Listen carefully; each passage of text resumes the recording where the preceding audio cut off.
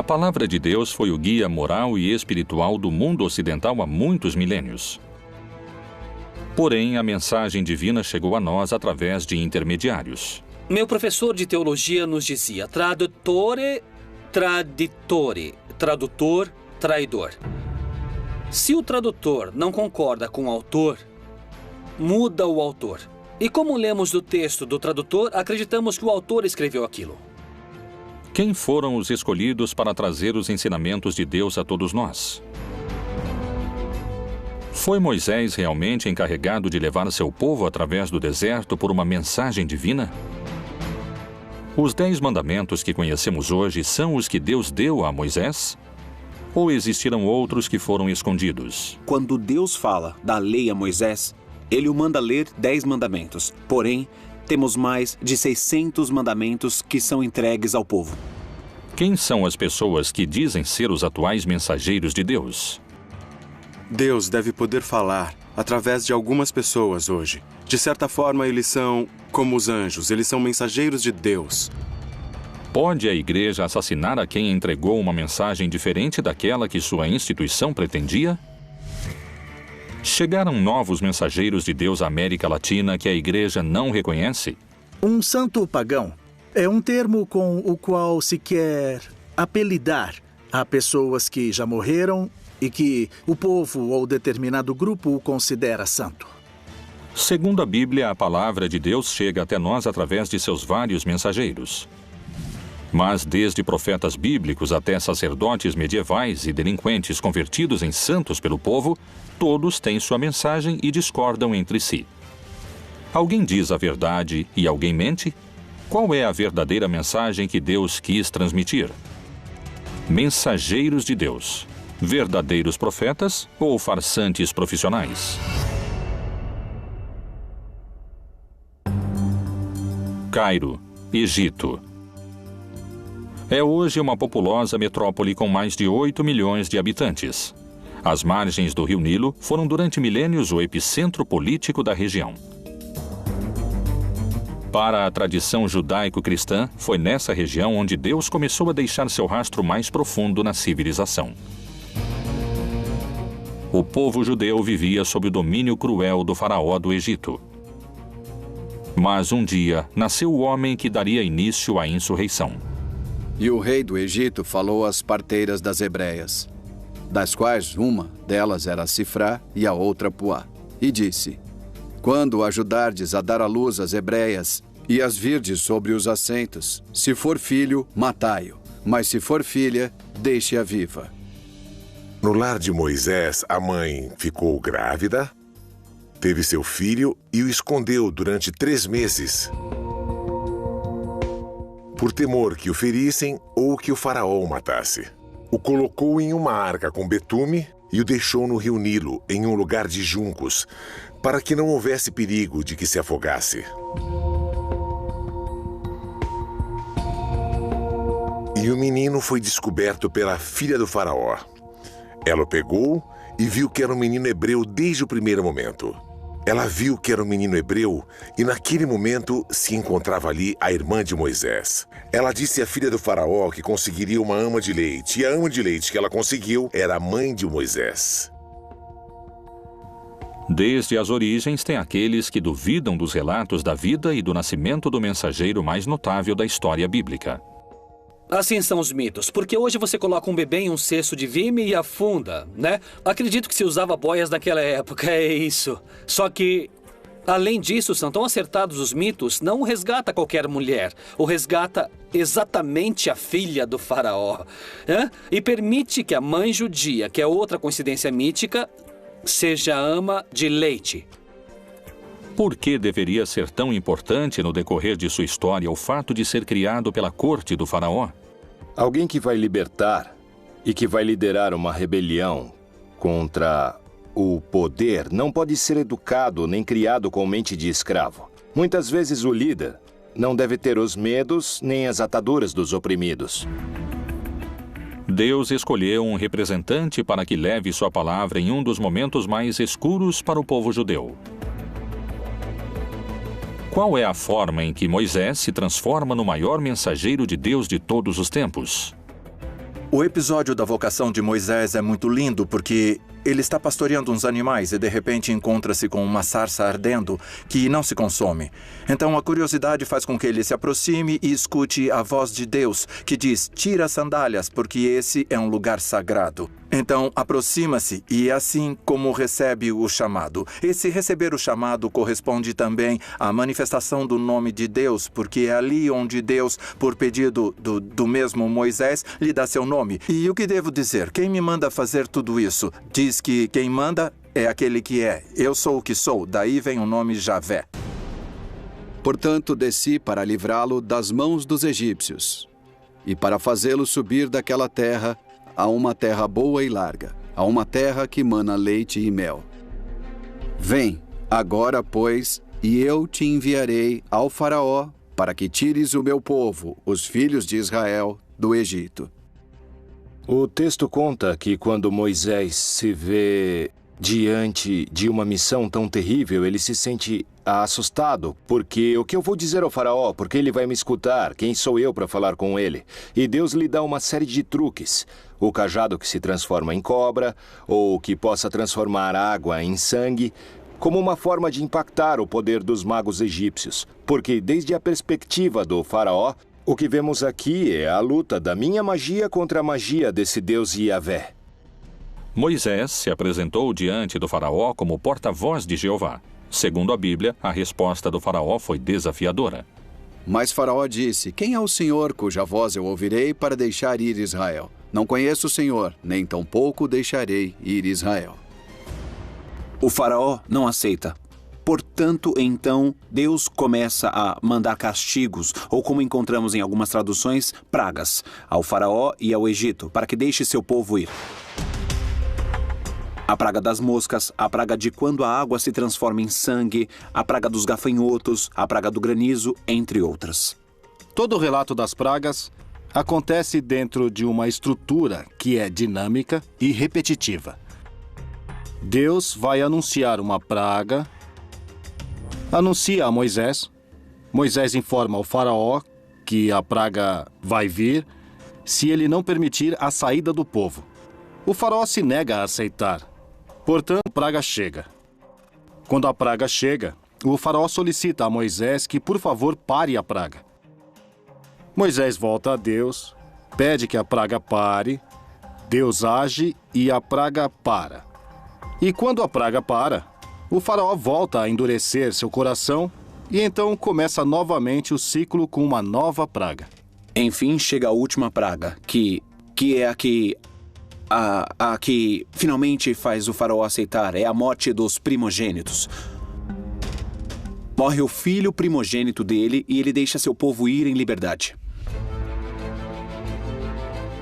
Depois das 10 pragas do Egito, Moisés conseguiu a liberdade do povo judeu.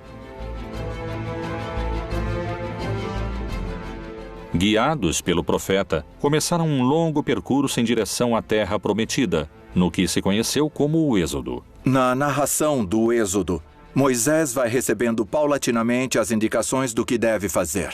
Moisés é alguém que vai forjar um grupo de escravos com mentalidade escrava. Vai formar uma nova nação. E por isso, dizia um comentarista rabínico, foi mais difícil tirar o Egito dos judeus do que tirar os judeus do Egito, porque a mentalidade escrava perdura. Por isso, segundo a narrativa, são 40 anos de travessia no deserto para gerar uma mudança de mentalidade. Segundo o que diz a Bíblia, diante deles, durante os longos anos que durou o Êxodo, encontravam-se guiados por Deus.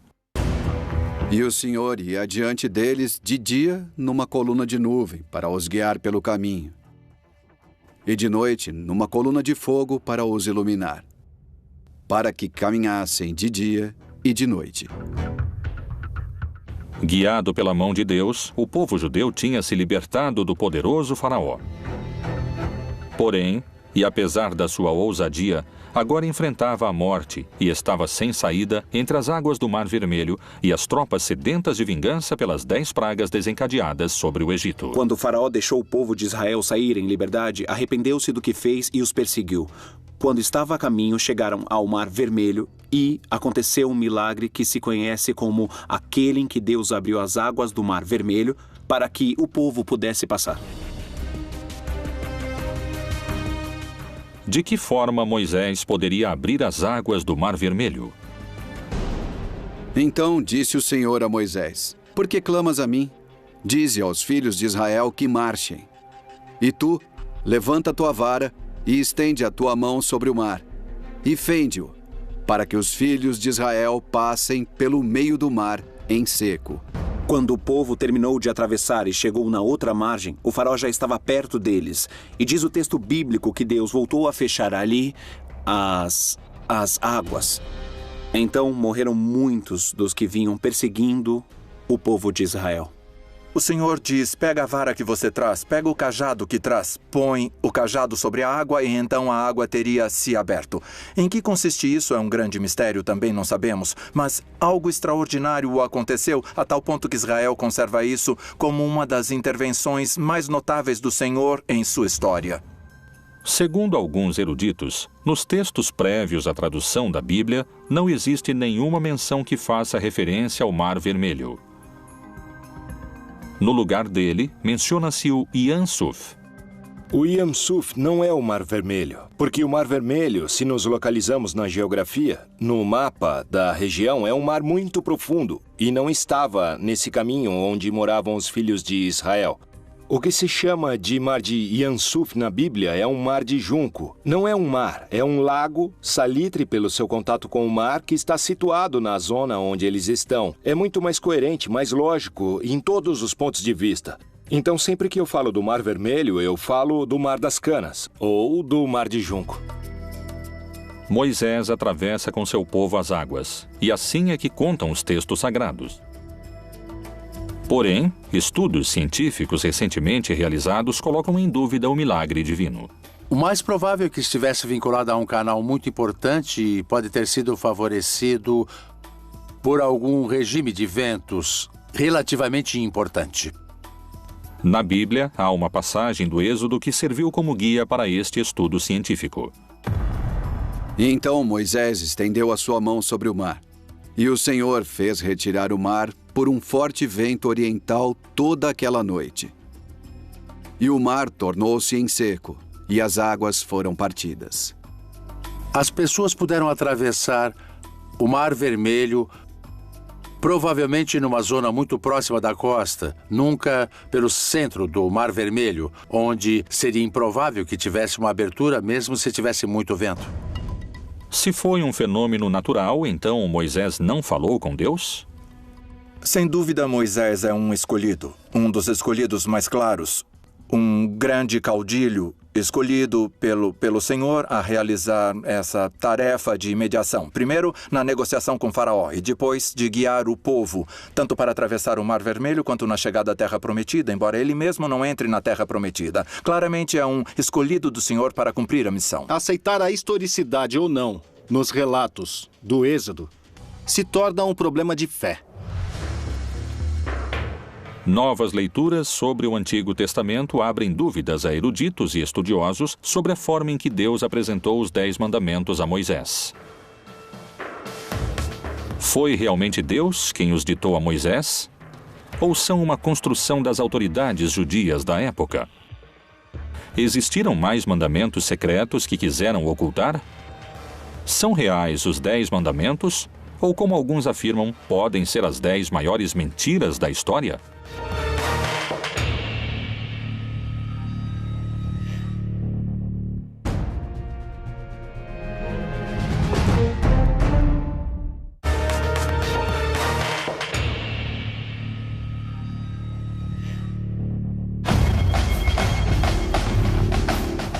Moisés, o principal mensageiro divino, seguia em frente através do deserto guiado por Deus, levando seu povo à sua libertação.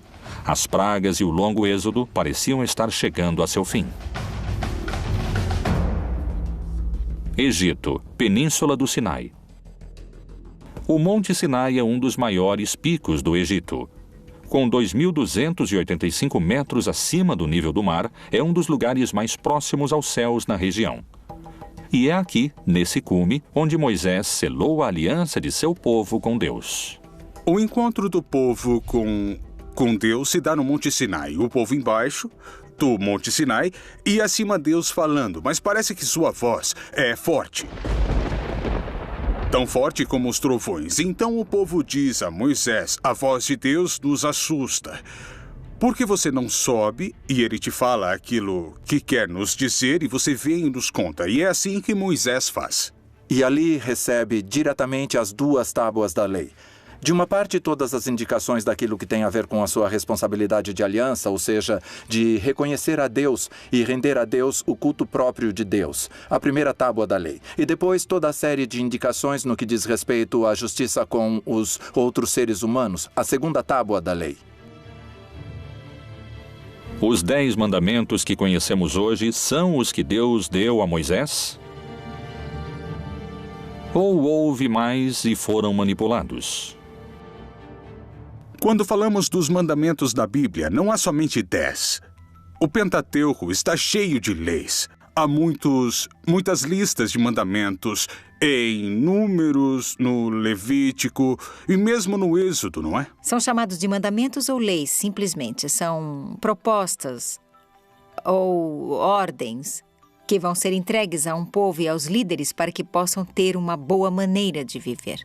Rabinos que criaram a tradição judaica organizaram um sistema no qual todo o texto da Torá se traduz em 613 preceitos. Em hebraico, os chamamos de mitzvot, os quais todo judeu está obrigado a cumprir.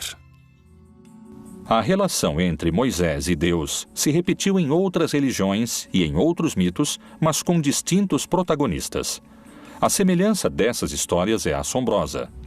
Pôde Moisés ter copiado a outros profetas do passado? Moisés também pode ser um arquétipo. 500 anos antes de Moisés, Hammurabi, rei da Babilônia, subiu a montanha sagrada e o Deus Sol lhe deu a lei gravada em pedra para reger a humanidade. Não esqueçamos que Maomé também subiu a montanha sagrada, se impulsa em uma pedra sagrada. E Deus, que em árabe se chama Allah, não é outro Deus. É simplesmente a tradução da palavra Deus, só que em árabe. Lhe dá o Corão. Então, Moisés tem que fazer o mesmo que os grandes líderes para que o povo creia que essa lei foi Deus que mandou. Foram os 10 mandamentos o resultado do encontro entre Moisés e Deus? Ou isto nunca aconteceu? Os 10 mandamentos já eram lei no Egito. E o Egito vai pegar da Mesopotâmia, da Babilônia e dos assírios. Eles já tinham umas leis muito parecidas, que é uma espécie de um código de ética civil. Para que não nos matemos, para que não roubem minha terra. É quando surge a propriedade privada. Não toquem em minhas vacas. Se os mandamentos foram escritos pelas autoridades da época, o que aconteceu no Monte Sinai? Muitos especialistas afirmam que os 10 mandamentos poderiam muito bem ter sido mais numerosos, ou poderiam ter sido distintos. Qual é a versão bíblica desse encontro e a escritura nas tábuas da lei? E deu a Moisés, quando acabou de falar com ele no Monte Sinai, as 2 tábuas do testemunho. Tábuas de pedra escritas pelo dedo de Deus. Quando Moisés desce, conta a história bíblica, ele vê o povo adorando a um bezerro de ouro, mas eles chamam de Yahvé ou Jeová. Dão-lhe o nome de Deus, mas aqui o problema é que lhe deram a imagem de Deus. E um dos mandamentos é que você não deve lhe dar imagem, porque se você dá imagem a Deus, você pode controlar a imagem. E aconteceu que, chegando Moisés ao arraial, e vendo o bezerro e as danças, acendeu-se-lhe o furor, e arremessou as tábuas das suas mãos, e quebrou-as ao pé do monte. Os 10 mandamentos estão escritos em 2 tábuas, e houve 2 edições dessas 2 tábuas. A diferença entre uma e outra é que, segundo a Torá, no primeiro caso, Deus escreveu com sua própria mão as tábuas, e no segundo caso, Deus ditava e Moisés escrevia, o que nos dá lugar a pensar que ali Existe uma brecha. Meu professor de teologia nos dizia tradutore, traditore, tradutor, traidor. Se o tradutor não concorda com o autor, muda o autor. E os que lemos ao tradutor, acreditamos que o autor falou isso. Os 10 mandamentos e a forma em que foram entregues a seu mensageiro continuam sendo um mistério, e para muitos, puderam ter sido manipulados. Disse mais o Senhor a Moisés: escreve estas palavras, porque conforme ao teor destas palavras, tenho feito aliança contigo e com Israel. Pôde ter Moisés manipulado os textos ou foi uma mensagem de Deus? Todas as tradições religiosas pressupõem que os profetas e aqueles que transmitiram essas mensagens e esses textos agiam com credibilidade e com paixão em busca da verdade. Então, com essa suposição, você diria, bom, seria muito estranho se alguém se atrever a adicionar ou tirar algo da mensagem divina. Foram os textos canônicos que envolveram a Moisés os únicos que relatam o que Deus quis transmitir sobre os mandamentos que hoje conhecemos? Ou houve outros que oferecem uma versão distinta? No começo do século II e até o século V, se escreveram distintos evangelhos. Ou seja, já não pertencem à época dos apóstolos, nem dos discípulos dos apóstolos. Existem livros apócrifos tanto no Novo Testamento como no Antigo Testamento. Dentro dos apócrifos do Antigo Testamento, encontramos uma comunidade chamada Essênios, que era uma seita judaica que vão produzir uma série de textos. E um desses textos nos fala sobre uma das tábuas e das 2 tábuas, dos 2 momentos em que fazem as tábuas. E vai se propor que a razão pela qual mudam as tábuas é para endurecer todas as regras ali previstas, todas as normas previstas.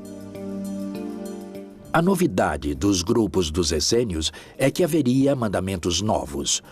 Por exemplo, o de se purificar em água 2 ou 3 vezes ao dia, o de se vestir de branco, o de preferir uma comida um pouco mais vegetariana e frugal que o resto dos judeus, e a preferência por se abster das relações sexuais. Quais foram os verdadeiros mandamentos que Deus quis deixar de legado à humanidade? Foram os 10 mandamentos o resultado do encontro de Moisés com Deus? Os mais crentes acreditam que sim. Os teólogos mais céticos sustentam que são o resultado de anos de legislação judaica. Existem pessoas que em tempos modernos juram falar com Deus como fazia Moisés. Estão entre nós os novos mensageiros de Deus?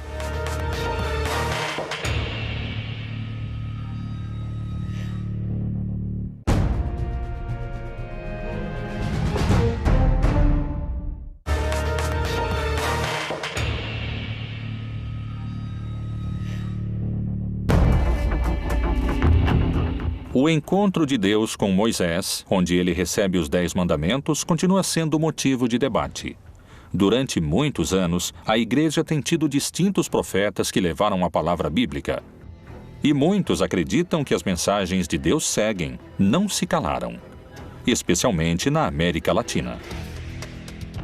Em Centeno, Santa Fé, na República Argentina, está localizado o Santuário de Maria Rosa Mística. Um lugar onde uma mulher, Maria José Reynoso, diz se encontrar com a Virgem Maria. Em 1999, apareceu para mim a mãe. É assim que eu chamo a Virgem. Eu a chamo de mãe. Eu estava rezando. Ela apareceu no corredor e me assustou, mas era algo tão divino, algo tão grande. Eu pensei que seria só daquela vez e nunca mais. Porém, não foi assim. Parece que eu devia me preparar. E foi assim, porque em 6 de abril de 2010, eu estava rezando. E ao pé da cama, ela apareceu para mim, com seus braços estendidos. E eu digo que ela jogava purpurina e o padre Benjamin me disse que não, que são bênçãos que ela derramava. Quais foram as mensagens que Maria José assegura ter recebido diretamente da Virgem? Ela me pede que vá buscar uma imagem na paróquia. Eu comento isso com o padre Benjamin Ele vai à busca e me diz: é essa? Sim, eu digo. Ela pede que eu reze todos os dias o Santo Rosário e que fale sobre ela. Cada final de semana, aproximadamente 4.000 pessoas se reúnem e peregrinam para receber o que dizem que é a mensagem da Virgem através de Maria José. Maria José chega a muitos fiéis e por distintas vias. Há muita gente que a conhece e não foi na missão. Estando no meio dos peregrinos, Maria José parece demonstrar um poder sobrenatural quando toca na cabeça das pessoas. Tem a capacidade de desfalecer a quem participa da procissão. O que é que experimentam seus seguidores que asseguram não serem os mesmos depois da imposição das mãos? Senti uma paz, um descanso. Sai toda essa angústia que você tem dentro. Alguma coisa muito especial e sempre vou continuar seguindo ela, porque é uma experiência muito bonita que enche de paz e nada mais, meu amigo. O ano passado, a minha irmã ficou doente e me pediu um favor que a acompanhasse para ver a Maria José. Eu disse que não queria, porque não acreditava em Deus, porque não acreditava na Virgem, não acreditava em ninguém. Fiquei na fila para minha irmã. E a primeira que caiu fui eu. São realmente milagres? Ou estamos diante de uma sugestão coletiva? Acredito que todos os grupos religiosos e místicos que desenvolveram distintas práticas espirituais ao longo da história incorreram em práticas deliberadamente que favorecem a formação dos estados de consciência pouco habituais ou também pouco raros. Porque surgirão falsos cristos e falsos profetas. Farão tão grandes sinais e prodígios que, se possível fora, enganariam até os escolhidos. Como e por que assegura Maria José ter esses poderes curadores? A mãe me diz em uma mensagem: aquilo que tocar sua mão tocará a minha. Ela, ao longo dos 5 anos, foi me ensinando, foi me moldando. No começo rezávamos o Santo Rosário somente. Até que um dia ela me disse o que ia acontecer. Que eu ia tocar as pessoas através dela e que iam cair em descanso. Esse descanso se chama Descanso do Espírito, onde a mãe vai cuidando de cada um deles, segundo as necessidades. Segundo o que contam no hermético círculo que rodeia a Maria José Reynoso, as mensagens da Virgem continuaram chegando. A mãe aparece segundo as necessidades. Eu posso estar sozinha, posso estar em uma reunião, posso estar, inclusive, nos lugares mais insólitos. Quando ela precisa, ela aparece. Às vezes ela não aparece, eu não posso vê-la. Mas sim, eu a escuto. É assim que é a nossa mãezinha do céu. As mensagens que transmite Maria José são a palavra de Deus através da Virgem? Ou são a voz de alguém que se alucina para fazer contato divino? O que acontece com os outros mensageiros latino-americanos? Colômbia, Bogotá. Maria Francia, uma humilde mulher do departamento de Caldas, assegura ser a escolhida para transmitir as mensagens e a missão que Deus lhe encomenda. A primeira mensagem do céu que recebi foi através da minha irmã que faleceu há 33 anos. Foi ela quem me disse que em breve o céu me daria uma missão e me daria liberdade para decidir se aceitava ou não. Se eu decidir aceitar a missão, o prêmio que me esperava era este. Então ela segura minha mão e me leva por todo o céu umas 4 ou 5 horas. E eu queria ficar ali, porque era uma mulher muito doente. Muito, muito doente. Eu disse à minha irmã que queria ficar no céu, que queria ficar ali junto com ela. Ela me disse que não. Vai, volta, que logo mais você conhecerá a missão da qual o céu vai te incumbir. Pôde realmente Deus manifestar suas mensagens através dos mortos? Se for o caso, quais puderam ter sido? Assim me deram a missão.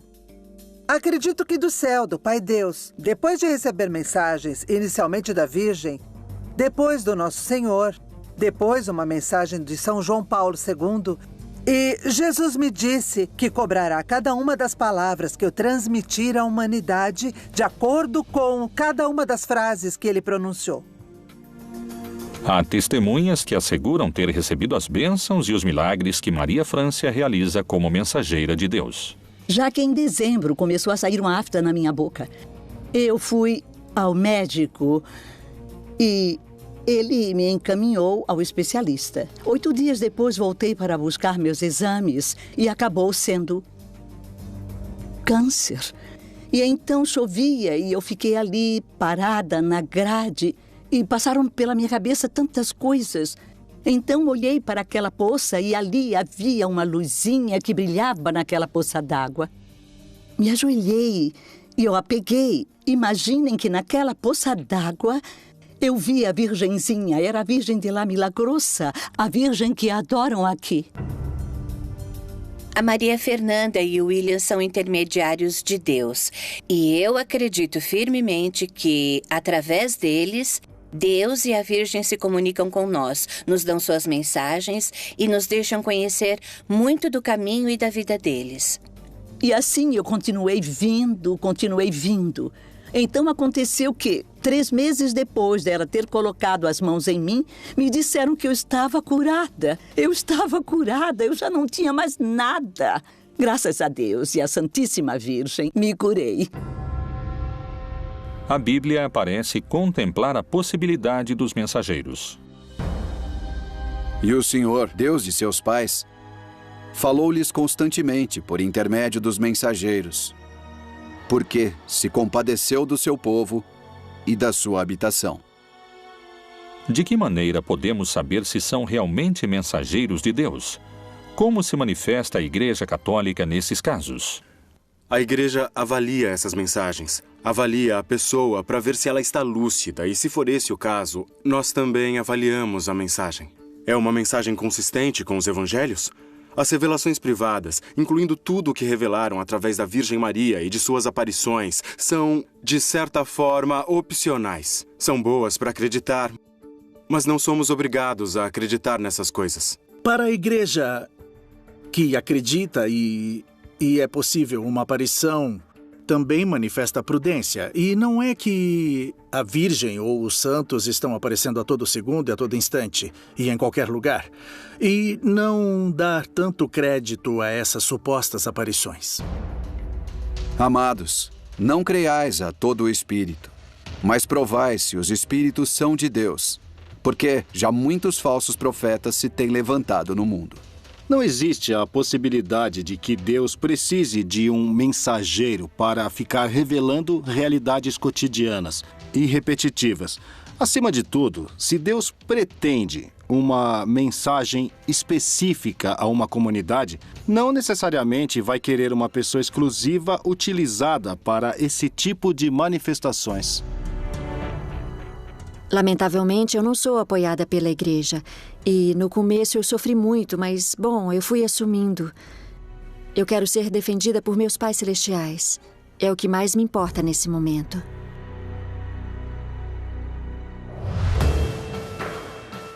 Os supostos porta-vozes de Deus propagam sua influência. Poderia ser que mude a mensagem de Deus para seu próprio benefício? Sofreram perseguições aqueles que tentaram mostrar ao mundo outra interpretação da Bíblia? Estão manchadas de sangue as mãos da igreja? Existiriam crimes que querem esconder?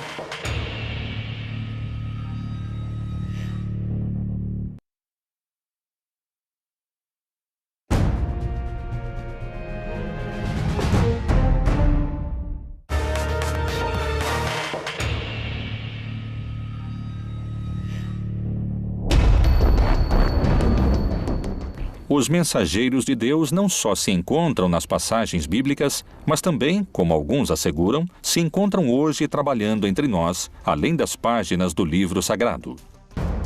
As traduções da Bíblia foram numerosas. Há 450 línguas de forma completa e há mais de 2.000 de forma parcial, o que a torna o livro mais traduzido da história. Cada nova tradução leva a mensagem de Deus a milhões de pessoas. Mas tentar divulgar a palavra divina poderia ser muito perigoso. Quem foi William Tyndale e qual foi seu trágico desenlace depois de ter traduzido a palavra de Deus? Um personagem-chave importante nesses episódios foi William Tyndale, William foi um estudante do grego e do latim e tinha destaque. Se caracterizou por querer traduzir o texto grego, que traduziu Erasmo de Roterdão, ao inglês do povo comum da Inglaterra. Porém, muitos não permitiam que fosse traduzido o texto à língua comum do povo. E isso não só aconteceu na Inglaterra, mas também na Alemanha, na Suíça e nos Países Baixos. Tyndale foi caçado pela igreja, porque a igreja acreditava que o povo não deveria contar com a Bíblia no seu próprio idioma, nem o Pai Nosso podia ser repetido em inglês, tudo tinha que ser em latim. Pela ideia de que as pessoas poderiam distorcer a Bíblia porque não iam poder entendê-la. Tyndale publicou o Novo Testamento em inglês, fora da Inglaterra, porém foi traído por um amigo e a Inquisição o levou de volta à Inglaterra, onde morreu queimado vivo na fogueira, por ter traduzido sem o consentimento da igreja o que ele considerava ser o pão espiritual do qual as pessoas estavam precisando. E viu alguns tronos, e foi entregue o poder de julgar aos que neles se assentaram. E vi as almas dos que foram degolados por causa do testemunho de Jesus e da palavra de Deus. A partir das traduções de Tyndale, a mensagem de Deus podia chegar a quem nunca tinha chegado antes. E isso, aos olhos de muitos, podia ser perigoso. A Igreja Católica continuou condenando a tradução da Bíblia, sobretudo porque o povo católico é muito ignorante da Bíblia. Portanto, incapaz de questionar os textos bíblicos, que na prática estavam todos proibidos. Segundo eruditos e teólogos, a tradução de Tyndale era perigosa porque, ao aproximar a mensagem de Deus ao povo, o sacerdote não seria mais o intermediário entre os devotos e Jeová. Os príncipes, os governantes tinham muito medo que o povo, ao ter acesso às escrituras, o Papa e os líderes religiosos, a igreja institucional pudesse perder o poder. As pessoas comuns não deveriam ler a Bíblia porque iriam interpretá-la errado. O que, na verdade, ia acontecer é que as pessoas não iriam precisar do clero como intermediário. A ideia protestante era que o povo diretamente tinha que ter a Bíblia no seu idioma e que cada crente tinha que interpretá-la. Então, realmente não tinha problema. William é aprisionado, depois assassinado e, por fim, morre na forca, mas também é queimado. A razão? Por traduzir o texto do grego ao inglês comum do povo.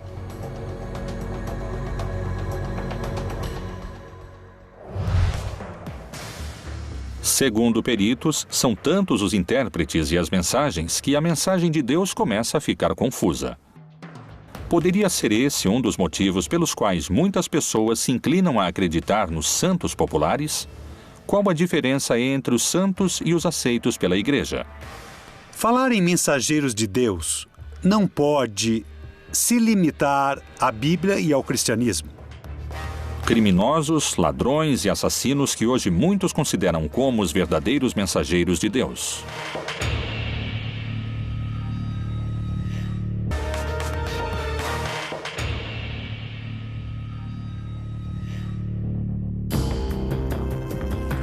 Os mensageiros de Deus ao longo da história tiveram distintos protagonistas e diferentes desfechos. Estão aqueles que recebem mensagens da Virgem ou aqueles que traduziram essa mensagem divina com um final trágico, como é o caso de William Tyndale. Na liturgia católica, os crentes pedem milagres a Deus através dos santos. Pelas distintas circunstâncias, a população recorre também a santos populares, muitos deles pagãos. Figuras que não foram aprovadas pela Igreja Católica e, apesar disso, mobilizam milhões de crentes. Na América Latina, seriam os santos pagãos vistos como os verdadeiros mensageiros de Deus? No texto bíblico, a palavra santa utilizada para as pessoas é o povo de Deus, porque era único e especial. E depois é a igreja, porque é única e especial. Não é a qualidade moral e humana da pessoa que a faz santa. Mas no contexto do Novo Testamento, é a eleição que Deus faz, que faz das pessoas. Porque eu sou o Senhor, que vos fiz subir da terra do Egito, para que eu seja vosso Deus, e para que sejais santos, porque eu sou santo. Muitos acusados de estupros, roubos e assassinatos. Os santos pagãos populares latino-americanos costumam ter um passado criminal. O santo dos narcotraficantes, o santo dos ladrões e etc., não seriam os mensageiros de Deus. Primeiro, nem sabemos se existiram. Segundo, o cristianismo não tem fetiches. O cristianismo não acredita que uma imagem ou que um objeto vai solucionar seus problemas. O interesse de Cristo está na transformação do coração das pessoas. Poderíamos pensar que os santos populares estão associados ao que seria a precarização, a necessidade, a ausência de canais institucionais para solucionar muitos problemas que eles poderiam ser atendidos sem necessidade de recorrer a forças mágicas ou sobrenaturais ou religiosas. Quem são os personagens transformados em santos populares para quem pedem milagres? México, Tijuana. Nessa região se sobressai a figura de Juan Soldado, santo patrono dos indocumentados mexicanos. A figura de Juan Soldado só tem sentido como todos os santos populares a partir da sua inscrição numa história social particular. E nesse caso, a história social é o fim da chamada Lei Seca, a Lei Volstead, do fim da proibição da bebida alcoólica. Isso gera movimento, as pessoas se confrontam, tem mortos, se fecha a fronteira internacional, se declara o Dia Sangrento de Tijuana. Nesse movimento exato se dá o assassinato da menina Olga Camacho. As pessoas vão tentar linchar o suposto responsável, Juan Castillo Morales, que foi acusado e, em uma situação sumamente irregular, se faz justiça. E assim, diante dos olhos de todos, ele é abatido e morre. Imediatamente depois, começam a aparecer testemunhos onde, supostamente, Juan Castillo Morales aparece com sua alma clamando sua própria inocência. Então, as mesmas pessoas que queriam linchá-lo começam o processo de santificação. Mas quais seriam os motivos pelos quais se transformam em santos esses personagens que parecem estar tão afastados da palavra do Senhor? Na Bíblia não há nenhuma figura santa, não há nenhuma figura perfeita. Além disso, o livro de Eclesiastes, Planteia, diz uma frase que não há pessoa justa que não peque. E nós vemos os defeitos de Abrão, de Moisés, de cada uma das figuras mais sagradas. São seres humanos que, na sua procura por se encontrar com Deus, por cumprir sua missão com seu destino, tropeçam, caem e encontram o seu lugar no mundo. Outro dos santos pagãos mais populares é conhecido como Santa Muerte. A origem dessa crença data da época pré-hispânica e está relacionada com os deuses astecas e maias. Por que aquelas pessoas que vivem vidas marcadas pela violência veneram a esse santo pagão? O culto a Santa Muerte nasce de uma contínua exposição a perder a vida. Pensa-se que o dono da vida é a morte. Então eu o adoro, eu lhe peço para não perder a vida em um contexto de violência e de morte. O culto à Santa Morte é um culto onde se misturam cultos típicos da violenta realidade carcerária que tem a ver com a manipulação de ossos, de cadáveres em determinados momentos rituais. Essas pessoas que provêm de setores populares levam a religiosidade dos setores populares também às cadeias. E nas cadeias se mistura com outro elemento também importante, que é o elemento da violência. E para fazer a diferença entre o santo e o profano, e entre o imundo e o limpo. A Santa Muerte é um culto aberrante e contraditório desde o ponto de vista católico. Não só não são mensageiros de Deus, são um perigo para quem entra nessas práticas e para quem se incorpora às filas dessas pseudo-religiões. Por que esses santos são venerados cada dia por mais pessoas se seu passado se relaciona com a violência e a morte? Os santos pagãos respondem a essas necessidades específicas das pessoas porque sempre há pobreza, sempre houve injustiça econômica. em todos os povos.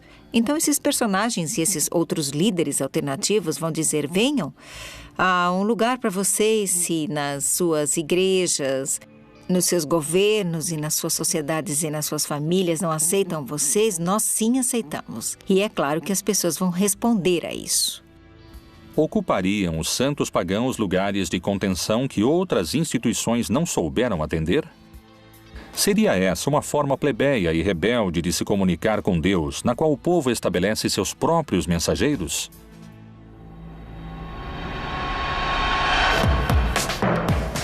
Desde o início da religião, os mensageiros de Deus ocuparam um lugar central no cristianismo. Realmente Moisés falou com Deus, ou pode ter formado parte de uma construção necessária para doutrinar o povo? Existiriam na atualidade pessoas que são portadoras da mensagem de Deus? A Igreja Católica procura difundir a palavra de Deus, ou alguns na instituição adaptam o sentido da Bíblia à sua conveniência? Os Mensageiros de Deus, outro dos mistérios da Bíblia Proibida.